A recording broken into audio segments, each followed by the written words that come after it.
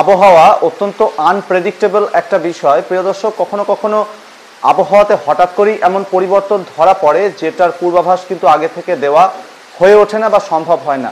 সেই রকমই পরিস্থিতি কিন্তু এই মুহূর্তে বাংলার বিস্তীর্ণ এলাকা জুড়ে চলছে। বিশেষ করে গাঙ্গেয় দক্ষিণবঙ্গের কিছু কিছু জেলার সঙ্গে বাংলাদেশের দক্ষিণাঞ্চলে একটা বড় এলাকা এবং সেই সাথে ত্রিপুরার সমস্ত এলাকাতে এই মুহূর্তে চলছে মুষলধারে বৃষ্টি। হঠাৎ করেই নতুন একটা ওয়েদার সিস্টেম কিন্তু তৈরি হয়ে গেছে গাঙ্গেয় দক্ষিণবঙ্গের উপরে, যেটা আজকে এই মুহূর্তে আরামবাগ শহরের উপরে সকালে অবস্থান করছে। প্রিয় দর্শক, আজ 8ই জুলাই মঙ্গলবার, সাল 2025। আজকে এই মুহূর্তে একটি শক্তিশালী ঘূর্ণাবর্ত যেটা প্রায় নিম্নচাপের চেহারা নিতে চলেছে হুগলি জেলার আরামবাগ এবং তৎসংলগ্ন এলাকার উপরে এটি অবস্থান করছে। এবং এর আগে যে ওয়েদার সিস্টেমটি তৈরি হয়েছিল, যেটি রাউরকেল্লা এবং কোরবা সংলগ্ন এলাকায় ছিল, সেটা কিন্তু দুর্বল হয়েছে এবং এই জায়গাতেই কিন্তু প্রায় অবস্থান করছে। এই মুহূর্তে নতুন করে যে ওয়েদার সিস্টেমটি তৈরি হয়েছে সেটার পূর্বাভাস কিন্তু আগে দেওয়া সম্ভব হয়নি। সেই কারণে কি হয়েছিল যে এর আগের যে ওয়েদার সিস্টেমটি, যেটা লাগাতার ছত্তিশগড় হয়ে মধ্যপ্রদেশের দিকে সরছিল, তার ফলে সমস্ত ময়েশ্চারকে সঙ্গে নিয়ে এটা কিন্তু পশ্চিম ভারতের দিকে চলে যেত, মধ্য ভারত হয়ে। অন্যদিকে পূর্ব ভারতের দিকে আজ 8ই জুলাই থেকে আবহাওয়াতে উন্নতির কথা বলা হয়েছিল। পরিবর্তে কি হলো, হঠাৎ করেই এই নতুন ওয়েদার সিস্টেমটি তৈরি হওয়ার জন্য কিন্তু মুষলধারে বৃষ্টি বিগত 24 ঘন্টায় বিভিন্ন এলাকায় হয়েছে। এবং যে সময় এই ভিডিও রেকর্ডিং করছি ভারতীয় সময় ঘড়িতে এখন সকাল 9টা পেরিয়েছে, এখনো কিন্তু এই মুহূর্তে বিভিন্ন জায়গাতে মুষলধারে বৃষ্টি চলছে। এই ওয়েদার সিস্টেমটির ভবিতব্য কি হতে চলেছে সেই ব্যাপারে আজকে জানাবো। সেই সাথে আগামী কয়েকটি দিনে আবহাওয়াতে কোথায় কেমন পরিবর্তন ধরা পড়বে সেই ব্যাপারেও জানাবো। আপনারা দেখছেন ওয়েদার উইথ শুভেন্দু। যারা এখনো পর্যন্ত চ্যানেলটি সাবস্ক্রাইব করেননি, চ্যানেলটিকে এখনই সাবস্ক্রাইব করে রাখুন আবহাওয়ার সঠিক পূর্বাভাসগুলি সবার আগে পেতে হলে। প্রিয় দর্শক, উইন্ড প্যাটার্ন এই মুহূর্তে ওয়েদার সিস্টেমটি স্পষ্টভাবে নজরে আসছে। সেই সাথে মৌসুমী অক্ষরেখার সেটাও কিন্তু মোটামুটি এইভাবে ধরা পড়ছে, যেটা একেবারে ভারতের রাজধানী দিল্লি এবং সংলগ্ন এলাকা থেকে শুরু হয়ে খানিকটা দক্ষিণ পূর্ব দিকে নামার পর এটা আবার সরাসরি কিন্তু পূর্ব থেকে পশ্চিমে বিস্তৃত রয়েছে ছত্তিশগড়, গাঙ্গেয় দক্ষিণবঙ্গ এবং বাংলাদেশ সংলগ্ন ত্রিপুরার ওপর দিয়ে। এবং এই ওয়েদার সিস্টেমটার দক্ষিণের এলাকাগুলোতে আরব সাগরের দিক থেকে লাগাতার আর্দ্রতা প্রবেশ করছে এবং সেই সাথে বঙ্গোপসাগরের আর্দ্রতা সেটাও কিন্তু প্রবেশ করছে ত্রিপুরা এবং বাংলাদেশের দক্ষিণাঞ্চল এলাকা হয়ে। লাগাতার এটা আবার কার্ভ করতে থাকছে, উত্তর ভারতের দিকে কিছুটা অংশ যাচ্ছে এবং বেশ কিছুটা অংশ বিহার, ঝাড়খণ্ড হয়ে আবার এই সিস্টেমটা চারিদিকে প্রবেশ করতে থাকছে। এই মুহূর্তে বঙ্গোপসাগরের উত্তরাঞ্চল এবং লাগোয়া মধ্যাঞ্চলে কিন্তু 40 থেকে 50, গাস্টিংয়ে কোথাও কোথাও 60 কিলোমিটার পর্যন্ত গতিবেগে বাতাস বয়ে যাচ্ছে এই ওয়েদার সিস্টেমটার টানে। এর ফলে কিন্তু বঙ্গোপসাগরে বিভিন্ন এলাকা যথেষ্ট উত্তাল এবং অশান্ত রয়েছে, তাই এখন মৎস্যজীবী ভাইয়েরা কোনোভাবেই বঙ্গোপসাগরে নামবেন না। প্রিয় দর্শক, এই হচ্ছে সর্বশেষ উপগ্রহ চিত্র, যেখানে দেখা যাচ্ছে যে মধ্যপ্রদেশের ভোপাল, ইন্দোর, নাগপুর, রায়পুর, আকোলা এই সমস্ত এলাকাগুলোতে কিন্তু প্রচুর মেঘের আনাগোনা রয়েছে। এখানে মুষলধারে বৃষ্টি হচ্ছে। অন্যদিকে নতুন ওয়েদার সিস্টেমটার কারণে গাঙ্গেয় দক্ষিণবঙ্গের দক্ষিণাঞ্চলে বিভিন্ন জেলার সঙ্গে সঙ্গে পার্শ্ববর্তী বিভিন্ন এলাকা, সেই সাথে বাংলাদেশের দক্ষিণাঞ্চলে বরিশাল, খুলনা, চট্টগ্রাম ডিভিশনের সঙ্গে সঙ্গে ত্রিপুরা প্রায় সমস্ত এলাকাতে এই মুহূর্তে বৃষ্টি চলছে। এবং এই বৃষ্টি কিন্তু যে এখন চলছে তা নয়, রাতের বিভিন্ন সময় জুড়ে কিন্তু প্রায় টানা বৃষ্টি হয়েছে এই উপকূলবর্তী জায়গাগুলো, সেই সাথে ভিতরের দিকের বেশ কিছু এলাকাতে। অন্যদিকে দক্ষিণে যখন মেঘের আনাগোনা বেশি, তখন বাংলাদেশের উত্তরাঞ্চলে রংপুর এবং লাগোয়া এলাকার দিকে মেঘের আনাগোনা তুলনামূলকভাবে কম। সেই সাথে উত্তরবঙ্গের পাহাড়ি এবং তরাই ডুয়ার্সে দার্জিলিং, কালিম্পং, জলপাইগুড়ি, আলিপুরদুয়ার, কোচবিহার, লাগোয়া আসামের কিছু এলাকা, সেই সাথে বিহারের একটা বড় অংশ, অন্যদিকে উত্তরপ্রদেশের একটা বড় এলাকা, এখানেও কিন্তু মোটামুটি আকাশ পরিষ্কার এবং এদিকটাতে সেভাবে খুব বেশি বৃষ্টি কিন্তু হচ্ছে না। অন্যদিকে দক্ষিণ ঝাড়খণ্ডের চাকুলিয়া এবং তৎসংলগ্ন এলাকাগুলোতেও আকাশ রয়েছে মেঘাচ্ছন্ন, বৃষ্টিও কিন্তু বিভিন্ন জায়গাতে নজরে আসছে। অন্যদিকে গাঙ্গেয় দক্ষিণবঙ্গের বীরভূম, পশ্চিম বর্ধমান এবং লাগোয়া কিছু এলাকা, পুরুলিয়ার একাংশ, এদিকটাতে কিন্তু মেঘের আনাগোনা তুলনামূলকভাবে কম। অন্যদিকে কলকাতা, হুগলি, সেই সাথে 2 চব্বিশ পরগনা, পূর্ব মেদিনীপুর, সেই সাথে হাওড়া, নদিয়া জেলার বিভিন্ন এলাকা, পূর্ব বর্ধমান জেলার একাংশ, এই এলাকাগুলোতে কিন্তু বৃষ্টি হচ্ছে এবং বেশ কিছু জায়গাতে কিন্তু একটানা বৃষ্টি গতকাল থেকে হয়ে চলেছে।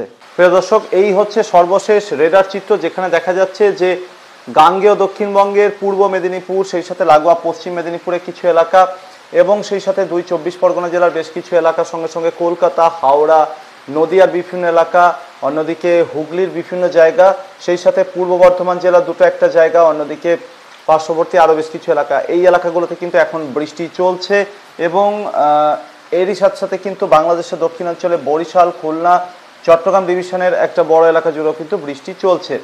এরই সাথে ত্রিপুরাতে কিন্তু এই মুহূর্তে চরম বৃষ্টি হচ্ছে এবং ত্রিপুরাতে আজকে প্রায় সারাটা দিনের বেশিরভাগ সময় জুড়ে কিন্তু বৃষ্টি চলবে। বেশিরভাগ জায়গাতে হালকা থেকে মাঝারি এবং বেশ কিছু জায়গাতে কিন্তু ভারী বৃষ্টি আজকে নজরে আসবে, কারণ ওয়েদার সিস্টেমটা ঠিক এই জায়গাতে অবস্থান করছে, অর্থাৎ আরামবাগ এবং তৎসংলগ্ন এলাকাতে। এবং এই যে মেঘ এখানে যেটা নজরে আসছে রেডারে, সেই মেঘ কিন্তু এইভাবে কার্ভ করছে, অর্থাৎ এইভাবে কার্ভ করার সময় কি হচ্ছে, পূর্ব মেদিনীপুর এবং লাগোয়া এলাকার দিকে যে মেঘপুঞ্জ আছে তা কলকাতা এবং সংলগ্ন এলাকার দিকে এগিয়ে যাচ্ছে। ফলে কলকাতা এবং তার সংলগ্ন এলাকাগুলোতে কিন্তু আজকে কম বেশি বৃষ্টি চলবে। হুগলি এবং সেই সাথে 2 পরগনা জেলাতেও, হাওড়াতেও বৃষ্টি কম বেশি আজকে প্রায় সারাটা দিনই চলতে থাকবে, কখনো কম কখনো বেশি এই ধরনের সিচুয়েশন থাকবে।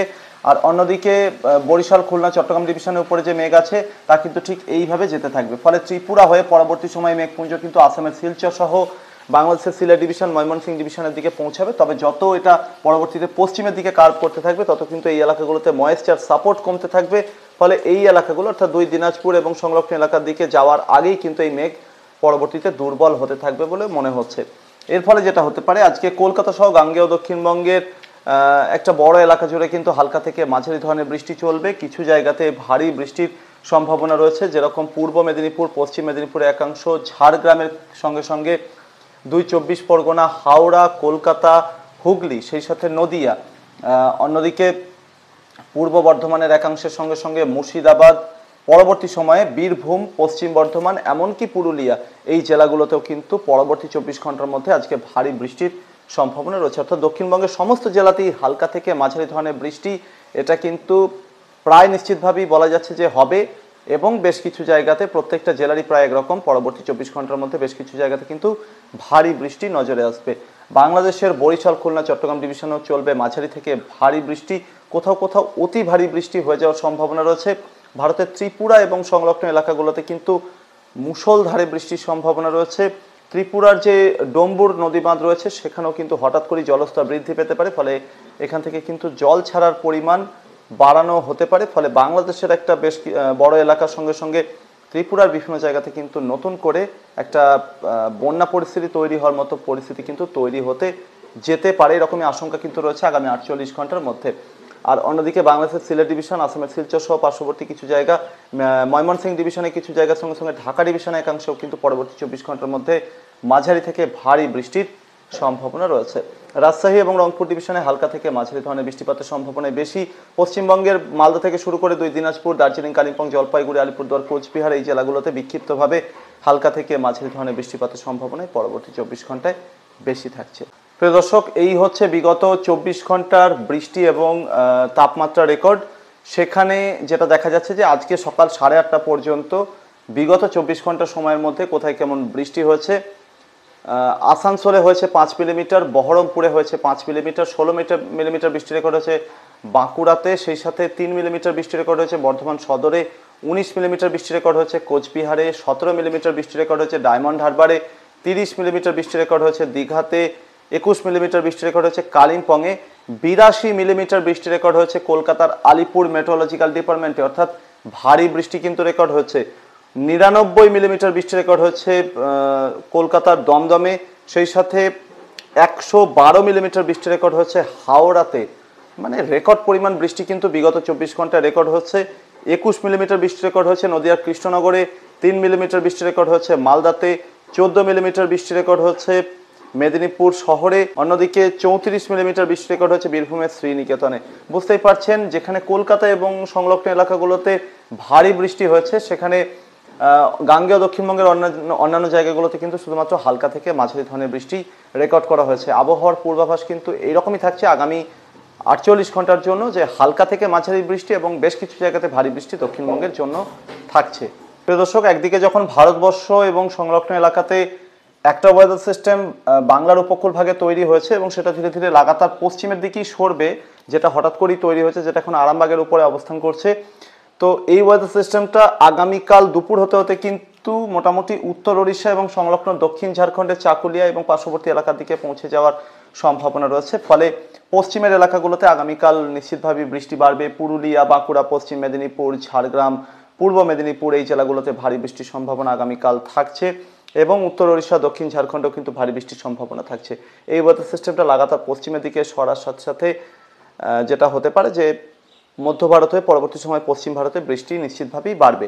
এবং এই মুহূর্তে দানাস নামক একটি ঘূর্ণিঝড়, যেটা ভারতবর্ষ থেকে অনেক দূরে রয়েছে, যেটা এই মুহূর্তে উত্তর দক্ষিণ চীন সাগর, অর্থাৎ দক্ষিণ চীন সাগর যেটা সাউথ চায়না সি, তার উত্তর ভাগে চীনের সাংহাই এবং সংলগ্ন এলাকার কাছাকাছি জায়গাতে অবস্থান করছে একটি ঘূর্ণিঝড়, যদিও খুব বেশি শক্তিশালী নয়। তো এই ঘূর্ণিঝড়টি আজকে ল্যান্ডফল হওয়ার সম্ভাবনা রয়েছে এখানে চীনের উপরে, এবং পরবর্তী সময়টা কিন্তু ধীরে ধীরে পশ্চিমের দিকে এগোতে থাকবে। এর ফলে যেটা হতে পারে, এই ওয়েদার সিস্টেমটা কিন্তু পশ্চিমের দিকে সরতে সরতে মোটামুটি ভারতের উত্তর পূর্বের যে পাহাড়ি রাজ্যগুলো রয়েছে, ত্রিপুরা, নাগাল্যান্ড, মণিপুর, মিজোরাম, অরুণাচল প্রদেশ, এই এলাকার দিকে মোটামুটি 13 থেকে 14 জুলাইয়ের আশেপাশে এসে পৌঁছানোর সম্ভাবনা রয়েছে। এখানে যেহেতু স্থলভাগ রয়েছে, তাই স্থলভাগের উপর দিয়ে আসার সময় ওয়েদার সিস্টেমটা একটা ঘূর্ণাবর্ত রূপে আসার সম্ভাবনা, এবং যখন ভারতের উত্তর পূর্বের পাহাড়ি রাজ্যগুলোর দিকে পৌঁছাবে তখন বঙ্গোপসাগরের সাথে দূরত্ব কমে যাবে, এবং যেহেতু লাগাতার ময়েশ্চার সাপোর্ট মিলতে থাকবে, তাই হঠাৎ করেই ওয়েদার সিস্টেমটা শক্তিশালী হয়ে উঠবে।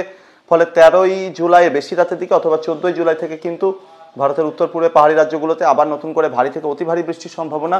পরবর্তীতে ওয়েদার সিস্টেমটা পশ্চিমের দিকে, অর্থাৎ বাংলাদেশ হয়ে যখন গাঙ্গেয় দক্ষিণবঙ্গ অথবা উত্তরবঙ্গের উপর দিয়ে পশ্চিমের দিকে এগোতে থাকবে, ফলে সেই সময় সিস্টেমটা আবার শক্তিশালী হয়ে উঠবে। ফলে 13 বা 14 জুলাই থেকে আবারও উত্তরবঙ্গ, দক্ষিণবঙ্গ, বাংলাদেশ, ত্রিপুরা, আসাম সহ উত্তর পূর্বে পাহাড়ি রাজ্যগুলোতে মাঝারি থেকে ভারী এবং কোথাও কোথাও অতি ভারী বৃষ্টি হওয়ার মতো পরিস্থিতি তৈরি হতে পারে। এর মাঝখানের সময়টায় কি হবে, এখন বর্তমানে যে ওয়েদার সিস্টেমটা গাঙ্গেয় দক্ষিণবঙ্গের উপরে আছে, সেটা আগামীকাল থেকে পশ্চিমের দিকে সরতে থাকবে। ফলে আগামীকাল থেকে গাঙ্গেয় দক্ষিণবঙ্গের ভিতরের দিকের নদিয়া, সেই সাথে মুর্শিদাবাদ এবং লাগোয়া কিছু জায়গাতে আবহাওয়াতে ধীরে ধীরে উন্নতি চোখে পড়বে আগামীকাল দুপুরের পর থেকে। তবে তার আগে পর্যন্ত দক্ষিণবঙ্গ জুড়েই কিন্তু বৃষ্টি চলবে, অর্থাৎ আগামীকাল দুপুর পর্যন্ত অথবা বিকাল পর্যন্ত সময় বৃষ্টি চলবে। পশ্চিমের জেলাগুলোতে আগামীকাল সারাটা দিনভর বৃষ্টি চলার সম্ভাবনা, এবং এই ওয়েদার সিস্টেমটা যত পশ্চিমের দিকে সরতে থাকবে ততই কিন্তু দক্ষিণবঙ্গ সহ উত্তরবঙ্গের আবহাওয়া তো এমনিতেই ভালো রয়েছে, দক্ষিণবঙ্গ, বাংলাদেশের আবহাওয়া, ত্রিপুরার আবহাওয়া কিন্তু আগামীকাল থেকে উন্নতি চোখে পড়বে। এবং এরপর যেটা হবে 10 বা 11 জুলাই এবং 12 জুলাই কিছুটা, এই সময়টাতে দক্ষিণবঙ্গের আবহাওয়াতে সার্বিকভাবে উন্নতি চোখে পড়বে, কারণ এই সময় কোনো ওয়েদার সিস্টেম এই এলাকাগুলোতে থাকবে না। ফলে রোদের দেখা মিলবে বিভিন্ন জায়গাতে এবং বৃষ্টিও উল্লেখযোগ্যভাবে কমে আসতে পারে।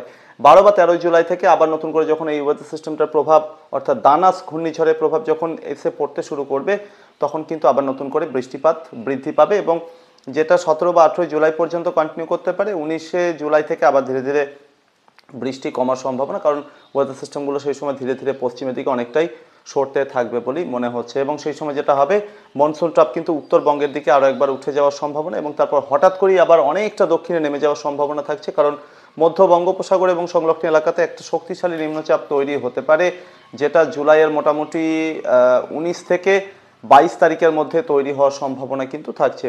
তো এখানে যদি ওয়েদার সিস্টেমটা তৈরি হয়, মনসুন ট্রাপ অনেকটা দক্ষিণে নেমে যাবে, যেটা অন্ধ্রের উত্তরাঞ্চল এবং লাগোয়া দক্ষিণ ওড়িশার উপর দিয়ে বিস্তৃত থাকবে। ফলে জুলাইয়ের মোটামুটি 19 তারিখের পর থেকে কলকাতা সহ গাঙ্গেয় দক্ষিণবঙ্গের আবহাওয়া আরও একবার ভালো হবে, এবং এই সময় আবার রোদের দেখা মিলবে বলেই মনে হচ্ছে। প্রিয় দর্শক, আপাতত দক্ষিণবঙ্গের উপর দিয়ে যেহেতু একটার পর একটা ওয়েদার সিস্টেম তৈরি হচ্ছে, তার প্রভাব থাকছে, মনসুন ট্রাপ দক্ষিণে নেমে থাকছে, তাই উত্তরে কিন্তু বৃষ্টির ঘাটতি লাগাতার চোখে পড়ছে।